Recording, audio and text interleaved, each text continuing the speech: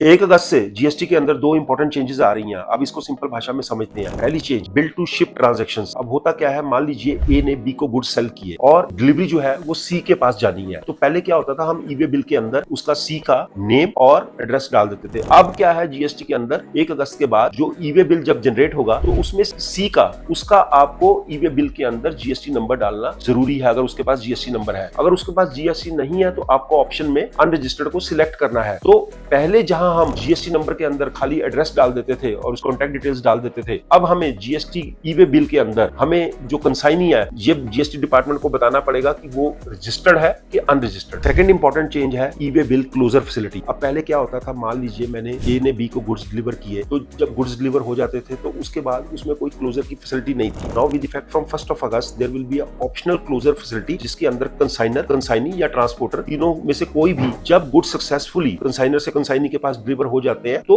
They can have a option to close the bill in the system as delivery has been successfully done. तो इसका benefit क्या होगा कि जैसे ही हम सिस्टम के अंदर बिल का क्लोजर करेंगे तो एक तो गुड्स का ट्रैकिंग जो है इजी हो जाएगी, secondly for record management purpose also it will help. तो आप में से जो लोग ई वे बिल का यूज कर रहे हैं उनको ये 2 इंपॉर्टेंट चेंजेस है तो सिंपल सी है, बट अपनी टीम को अपडेट करनी बहुत जरूरी है so that they are get benefited out of it. और दोनों चेंजेस छोटी लग सकती हैं लेकिन कंप्लायंस पर्सपेक्टिव से काफी इंपॉर्टेंट है।